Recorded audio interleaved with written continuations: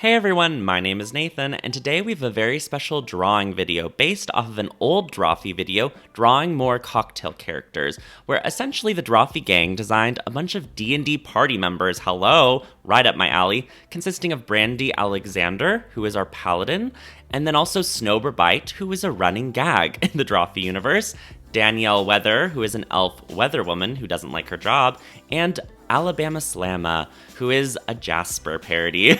And then, when a new Drawfee video dropped, which had Nathan and his younger brother Steven designing these strange feral cats that are also very D&D-esque, I wanted to pair them all together in one image. And I was also really struck by a reference by Steven. He talked about his influence by an illustrator named Morpheus, an illustrator I'm very familiar with from Pinterest. This levitating man, I basically wanted to set an illustration here in this image, but I wanted to put my own little Drawfee twist to it. So stay tuned for a variety of shenanigans as we jump into the speed draw. Here we go. So right off the bat, you can immediately tell that I am basically doing kind of a one-to-one with that Morpheus image. There was just something so captivating about it. And then also, this is sort of a look into how my brain works. Like, I saw that big levitating man, and I was just like, that's a tent. That's a tent in the middle of a desert. So I wanted to place the cat-like merchant character. I don't remember if he had a name or if he was given a name. If you have any ideas with what his name should be, or if they gave him one, let me know in the comments down below. But I wanted him and his orbs to be inside this center tent, and he's sort of like a merchant that these adventurers are talking to. And the idea behind this was Snowbite is a mechanic, so I knew I wanted to have the adventuring party be on a motorcycle, like you can see I'm inking here. But I wanted the motorcycle to be broken down so that Snowbite can be showing off her, mechanic abilities. After all, she's a mechanic for giants, so yeah, this is nothing she can't handle. And that gave me a fun challenge of, like, one, I have to draw a motorcycle, but two, I had to draw a 4-person cedar motorcycle, which is just really funny as a concept. So there's like all of these seats on the back, and I just like imagining all 4 of these crazy characters having to sit so close to each other and only having that one little storage space to put their loot and stuff. I don't know, they have to have a bag of holding because, yeah, there's not enough room for their things, which is just so funny to me.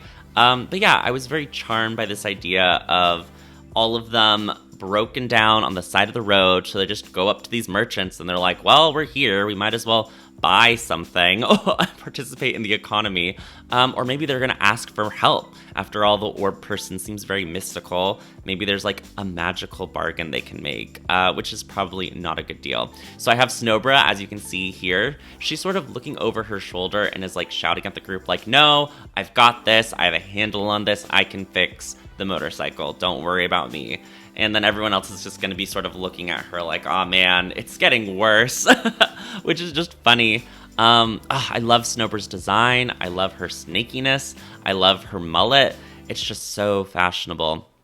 I had a lot of trouble with this wrench because I wanted it to be like extremely long, but it's also sideways. So I don't know. I just sort of wung it. You guys have seen me draw like parodies of trombones. I'm just in my anything made out of metal that a person holds is a squiggly line era. So that's what it is, and that's what I'm serving to you today. All right. But yeah. Oh, we're into the coloring now, which is super fun. I liked getting to choose colors anytime I do a Drawfee Beans because these characters were just line art. So you're sort of like taking hints and then, giving your own little spin to it. I eventually settled on, green. It's very snake-like, but it's also very, like, half-orc, which is a monstrous race, so I just felt like those were good colors for Snowbra. And then as we get into Alabama, of course we had the Jasper reference, so I knew oranges, but I also just love rose quartz, so I was thinking about maybe doing something a little pinker, but I eventually end up doing something much more orange. For Alabama Slamma, she's like this wrestler, barbarian type, so I wanted to go with like a Red Sonja, kind of stereotypical bikini armor like look for her, just because I thought it was fun and whimsical, and also with her body type. I think like larger women don't often get to be portrayed as like sexy and get their cool battle armor bikini. You know, I wanted to give her a full range of things. I didn't like how the chainmail came out though, so I end up much later on in the video erasing it and then redoing it. And then, yeah, this is my initial color pass. You can really tell the rose quartz vibes with the skin tone and pink hair. But like I said, that'll become much more tangerine. And yeah, there was something about the pink hair and then the Caucasian skin and brown fur that was just giving Neapolitan ice cream, which is normally something I would like lean into. But first, I wasn't vibing with it for this particular piece. I don't know why, but I was like, I don't like the Neapolitanness of these colors. So I end up making it much more. There's the orange. All right, and now we're gonna move on to the next little batch of characters. So this is Brandy Alexandra, or Alexander. She is the paladin of the group. She was the first one drawn, and I very much imagine her to be like the de facto leader. I love a lady in armor, and I wanted her armor to be in stark contrast to our very sexy Alabama Slamma's armor. So I wanted it to be very practical because of like anatomy and trying to get it right, but I make it much more practical later on in the image. Also, there was this kerfuffle where Nathan was like struggling with her hair, and you know, ended up giving her hair that was like also her helmet. I tried to keep that for like 2 seconds, but you're gonna see after this initial sketch, I abandon it and I just give her a cute haircut and like this interesting tiara piece that is probably something significant to her religion. Yeah, that keeps with the silhouette, but isn't so ridiculous. And then here I'm drawing our little guy. I imagine he's like a rogue for both these two characters next to each other. I ended up referencing the fan art made by the opposite brother. So like this was the character initially made by Nathan, but I go with Steven's redesign. And then inside the tent, I went with Nathan's redesign of Steven's character because I just loved those interpretations so much more that, not so much more, like I loved all of them, but they were the most interesting to me. So those were the kind of versions that I wanted to put in my piece. And I just loved that. Now I'm getting into the inking of this hair, which is super fun, and trying to figure out some legs. Yeah, always got to lower that opacity. That way we can see the orbs that we're adding and the hands. This creepy little hands. But yeah, I loved these designs. I love the weightiness of like Steven's redesign so much with his big clunky shoes. It was just so, I don't know, wonderful and shapey in a way that kind of like really activated my brain. And then I liked Nathan's simplification of the Morpheus style of Steven's design, because the orb guy, he was just so highly rendered that I think I would have been completely lost in the weeds had I like done that reference image. And then here I'm just fixing that bikini armor a little bit. As you do, I end up adding some like really dark, highly reflective shadows that you'll often see in metal before I go back here and start doing that practical armor. I futz with the hair, of course, but you can see I'm like, it's a much more practical breastplate with the pauldrons. And then, yeah, I give her this very sort of like serious look because she's like, I'm just trying to pay for services from this mystical orb gremlin cat.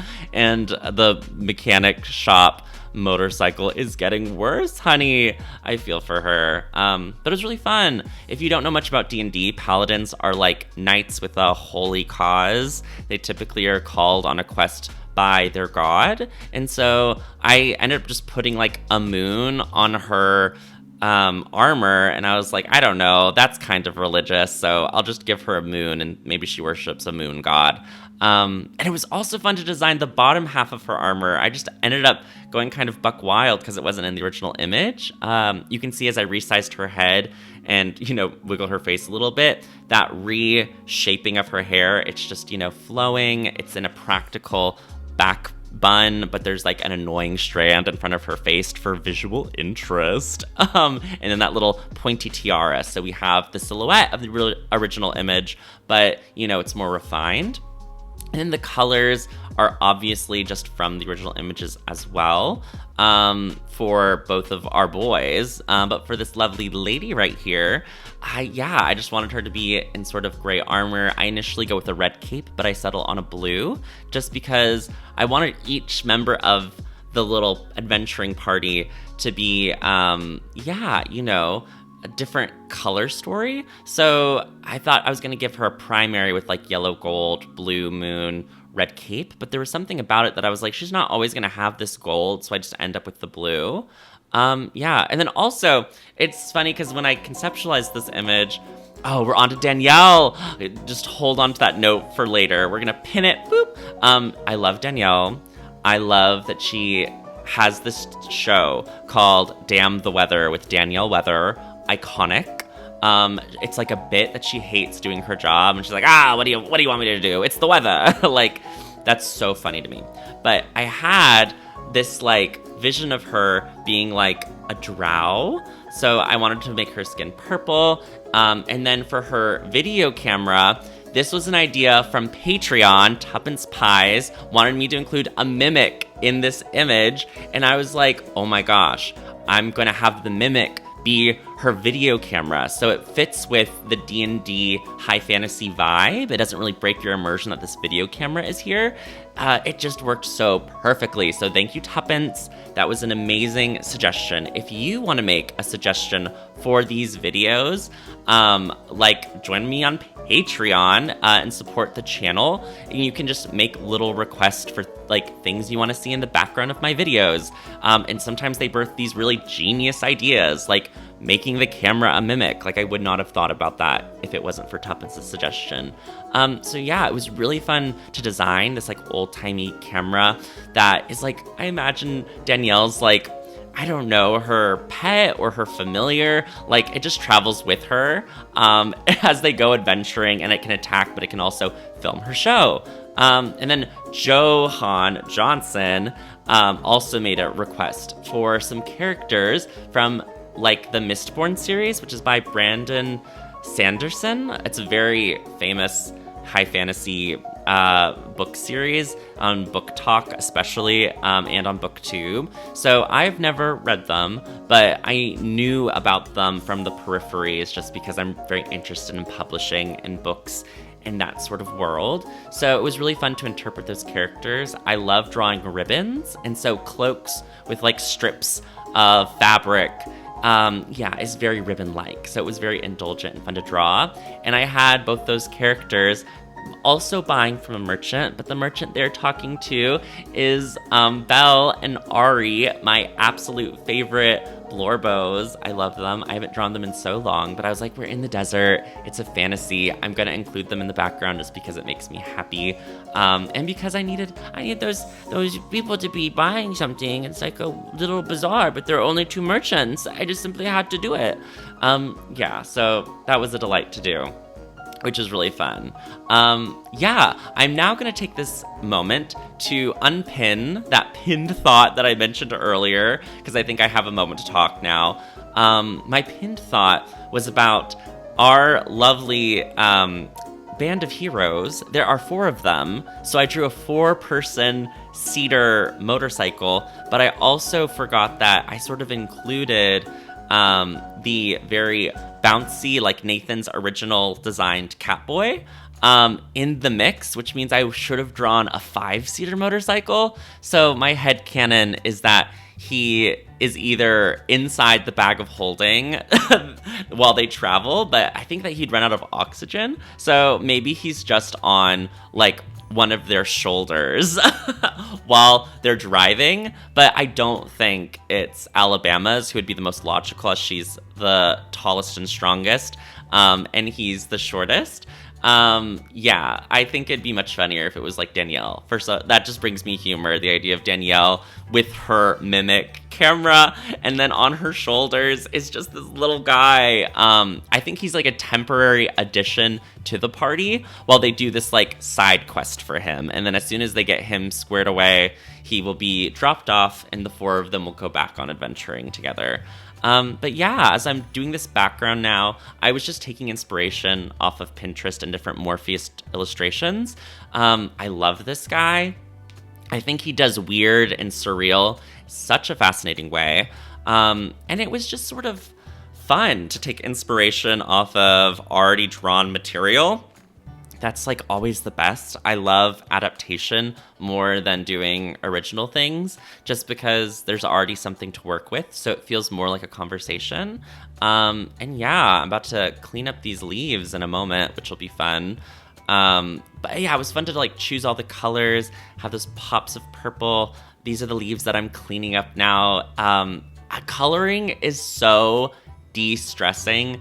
It's just like the most fulfilling. If you ever wonder like why I don't use, different programs that could make coloring easier, like with a drop tool, it's because I actually find coloring something in like a coloring book very satisfying, but also relaxing. It's like my reward to myself after doing the hard labor that is the inks and the initial drafting. But yeah, I'm just adding some details to the background and particularly coloring this tent for the orb guy, which is really fun. I liked these rugs on this dirt/sand. I just thought that's so funny.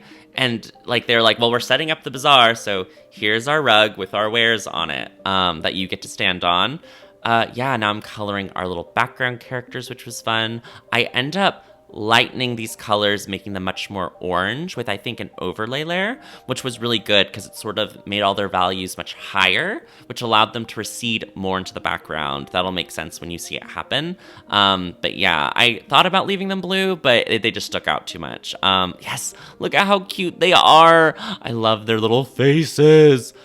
So delightful. Everybody blinks for a little bit, but that will come to an end, I assure you. I just had to do some initial color correcting before I fixed the background. I had the clouds, which are so like soft. I was like scared of how soft I made them, but they looked so delightful. I was like, you know what? We're not going for graphic. We're going for soft clouds.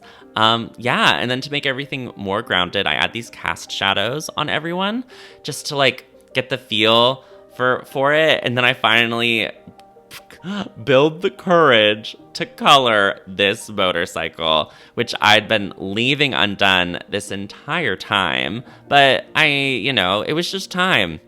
I didn't really make a decision on what I was going to do for the coloration of it. I just picked colors that I liked. And then I made some of it metallic, so it was interesting. And then I add shadows. What do you want from me? It's a motorcycle. I had to draw it. There you go. I love doing the shadows here on Alabama's hair. Thought they were lovely to do. Always fun to have some really, really shiny hair and some good shadows. It just makes the image feel so much more alive and so much more like three-dimensional. It really implies space in a valid way. So I'm just adding some glows. I think the glow behind Orbman, super important, helps separate him and add depth inside of that little tent, which is so funny. We're really kind of reaching towards the end. We're about to be there. I think the last thing I do is just things blink because I'm just working on making these smoke feel very, very smoky and wispy and rounded. And then I do some last minute highlights. And yeah, I think this is the finished illustration. I cannot believe that we did it. I love how it came out. I think this world is super fun. Let me know in the comments down below, who is your favorite character of the adventuring party? And what do you think their quest is for little Catboy Meow Meow Nathan character? Like, did he steal something? Does he just want new basketball shoes to participate in a tournament? Let me know in the comments down below. And yeah, besides that, like I said, if you want to support the channel, check me out on Patreon, where for just, I think, $4 a month, you can have your name in the end credits. Like, subscribe, And I'll see you soon! Speaking of end credits, here they are now. Special thanks to Anna Sophia Boyd, Axelius the Great, Bodhi, Blue Uwu, Kay Clark, Christopher, Dabadudu, Dax Quinn, Aaron Martin, Emma Wee, Gay Jarris, Jay Johar, JD Boy 2000, Johan, Kitsune Chibiko, Lucky Paradox, Melon, Mild Mothman, Native Runner, Orion Amastasia, Pinecone, Potion Cellar Door, Rin, Scorching Ray, Sir Camelot, Smalls the Sax Jammer, Shenanigans, Tad the Turtle, Tarthalinor, The Real Michael, Thumper Daytime, Thony, Tortilla Chips, Tuesdays Anyways, Tundra Katie Bean, and Tuppence Pies. Thank you so much for watching. My name is Nathan, and I'll upload a new video real soon. Bye!